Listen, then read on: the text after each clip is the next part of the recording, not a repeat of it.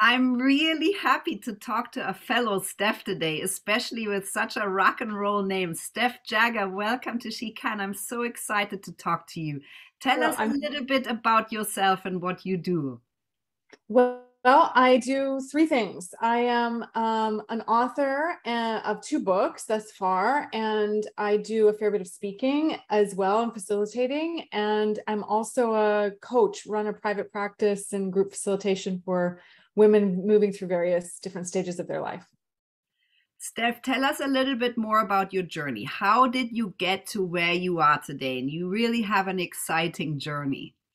Yeah, I think there's so many different ways of talking about it. I think there's the like of this world tangible human way of talking about it. And I think there's a way of talking about it that really kind of matches what I like to think of as, the master initiation in feminine mythology. So I'm going to tell you like the straight up real deal first, and then I'll kind of dive into maybe the mythology part. So um, it really kind of started. I grew up in Vancouver, Canada. I had a good life, but it wasn't great. And I really believe in great. I believe in us, really searching for our wildest dreams, even if we don't know how to name them or exactly what they are. So when I was in my late 20s, I quit everything, sold everything, and committed to spending a year doing my three favorite things, which are to travel, to write, and to ski. And so I followed winter around the world. I ended up breaking a world record for skiing that I didn't know existed. I fell in love with who I'm now married to, and it dramatically changed my life. And I ended up then after that I didn't intend to write a book about it, but I ended up writing a book called Unbound, about that ski journey, and moved to the United States, went back to school, and did a coaching certificate, opened up a business, as I said, that helps women move through various transitions in their life. And then one of my own biggest transitions began to occur in that my mom was diagnosed with early onset Alzheimer's. And so I went on another journey with her, and ended up writing a book called Everything Left to Remember. And so there's been a real ebb and flow of me kind of pulling out of my regular everyday life to kind of go on an intentional journey of soul searching, of discovery, et cetera. And then I usually come back to integrate, digest, attempt to make sense of, and then really kind of turn that into learnings for the work that I'm going to end up, teaching, facilitating, speaking about as I move forward. Earlier, what I said about, so that's kind of like the nuts and bolts. Like, she travels, she set a world record, she got married, fell in love, her relationship with her mother in many ways because of a really, really vicious disease fell apart. But there's all of those components to it. In regards to what I said about the kind of master initiations in regards to the feminine journey, many of us have heard of the trilogy Maiden, Mother, Crone, and the various different initiations that happen inside of that. I think those match up with the seasons, and I think there's actually a fourth that's missing. I would say Maiden is spring, Mother is summer. There's a female magician, an autumn queen, that some people call Maga, that really I think represents kind of 45 to 65 before we get to Crone, and that is a very, very juicy part that we just don't talk about. And then of course there's Crone. So when I think about my own journey, I really think that the ski journey that I took in my 20s is very representative of the rumbling inside of the initiation of Maiden. It was in many ways my maiden voyage, and really me trying to figure out, I'm going to rebel against this world, but I don't quite know yet what that world is all about. And I'm going to rumble to try and find my worth without knowing what I'm going to be in the world. And I think that's a quintessential maiden question. The next journey that I took, really, I think, is the kind of major rumbling inside of the mother initiation. And I think the main question inside of that is what will be created through you? And how do you find your own worth in the world? Inside of that creation and inside of that co-creative energy, as opposed to inside of the thing you created, whether that be a human being, or whether that be books, or whether that be a business, or whether it be a combination or a multitude of both. And really, I think the question in our modern lives is, how do I ensure I move into creation as opposed to production, which can be a really, really grueling and our worth is not found there, right? That's a different modality. Anyway, so those have been the two that I've gone on. And I think, as I move into what I would call Autumn Queen, what I would call Maga, that time in life, which is represented by autumn.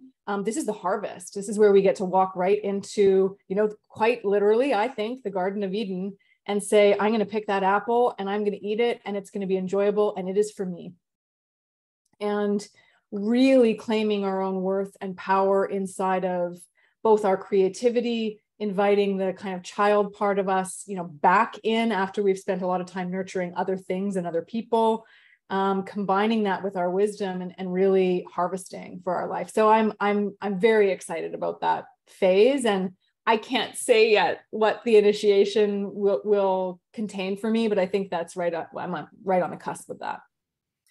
I'm so excited that you call that the harvest time, because I don't think I've ever resonated with something more, and that's really a beautiful phase. And I think it's not something that we're so aware of as a society, and we're basically then sort of already middle aged, and so many women are there who want to go back to a workplace, but they've lost the sort of confidence to be able to do that. And I think that it costs us as humans, it costs us as economies, as businesses, and we need those, that bracket of women back in the workplace and being in that Absolutely. context.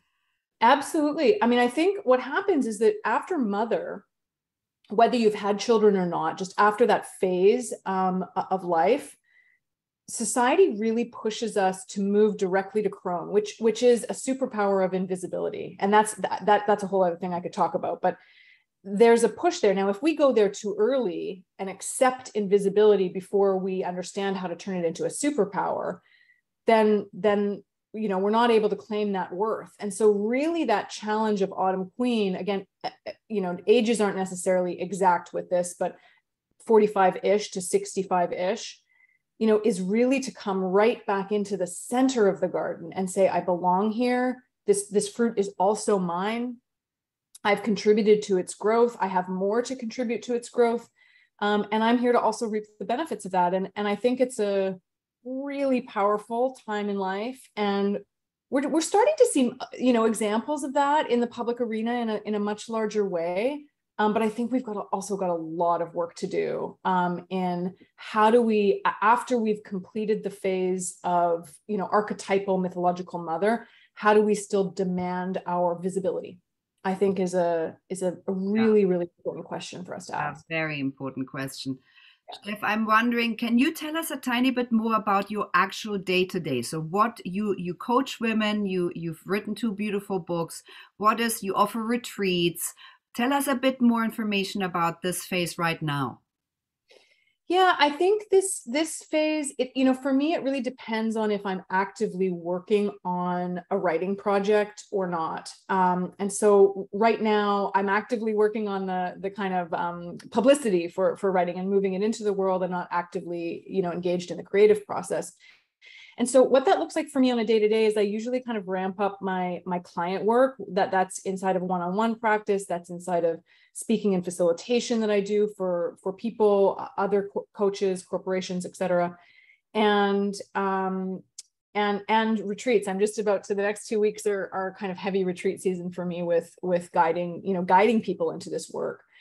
And that tends to, all of that work combined tends to inform how I begin to ideate on next projects. So it's kind of like, I feel like this is almost a phase for me that's a bit of seed planting.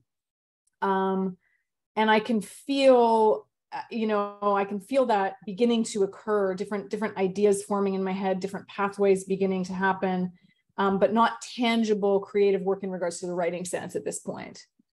Okay. Steph, what would your main motivators be for this incredible work that you put out into the world? That's such a good question. My sources of motivations have really dramatically shifted over the last, decade or so. For me, I really, really love to be inside of what I would call co-creation. Now that can happen with other people inside of client work, but for me, the real potency happens inside of the creative work. Is there's energy or energies that I'm engaging with that I can be a vessel for. This is very quintessentially archetypal mother, that when together, it gives me such a sense of belonging. And I think many of us are searching for a larger degree of belonging and meaningfulness in our life. And I think that's a primary motivator for me is, am I tapping into that sense of belonging, whether that's inside of co-creation with unseen energy, creative energy, or whether that's with other people. That's a primary motivator. And part of the component of wanting to be in longing is an agreement or a willingness to be in longing. To sit in a space of I am longing for, and to use that as a bit of a dream space for a while before moving into kind of active creation. So that's a primary motivator for me. I love that feeling of feeling as if I'm kind of dancing creatively with different energies or different people. I love that, Steph. It resonates so deeply. Mm. I'm wondering if it's potentially the same, but what would you say is your superpower in all of this? What makes you so good? Yeah, I think the superpower in a simple way of describing it is I think I'm an expert at connecting dots. And I would go a little bit further even to say that some of those, I can do that in a way where I could say read somebody's manuscript and find the kind of connecting points of where they might need to like pull it together in a cleaner way, et cetera. But I think there's also a component that is the ones that are quote unquote invisible, whether that's in an energetic, whether that's in an emotional body, whether that's in a somatic or kind of psychic realm. There's a lot of different ways that I might begin to see different things, and I have an ability to, once I can see those things, to have them kind of constellate. That gives me a broader picture of a person's energy, of my own creative work, etc. So I think that's a superpower that I can handily claim at this point. Yeah. Definitely. Yeah. Steph, what would your top tips be for other women at this stage in your Oh gosh, at this stage, my top tips for other women would be slow down. That would be the primary thing. And what I mean by that very specifically is you could slow down things in your external life. You could say, I'm going to take less appointments, I'm going to be less busy, I'm going to, make less commitments, etc. That's great, but that's not exactly what I mean. What I mean is to slow down the way your internal energy runs in your body, so that you can read more of those connecting dots. I think it's a very internal experience of slowing down. Sometimes that matches, but I know a lot of people who can move very quickly in the external world and move slowly internally. And so it's really the internal is my top. That's my top tip, is to figure out ways to do that. I love it. Thank you so much for sharing that. Steph, Mm. I'm wondering what your plans or dreams for your future are. Well, I think, I'm very, very guided by intuition and by energy that's calling. So a lot of people ask, especially when they hear, I'm a world record breaker, I'm an endurance athlete, all of these different things from my earlier life. I've written a number of books. They kind of say like, what else is on the bucket list, right? What else are you going to do? And really there's two things on my bucket list. One is, am I moving slow enough to listen to what is calling me? And when I hear it, do I have the courage to say yes? So I can never really give a clear answer on, exactly what's next. It's am I moving slow enough to hear what is calling, and do I have the courage to say yes when I hear it? I love it, Steph. It's very Oh, inspirational. Thank you so much for keeping that so open ended. yes. Thank you.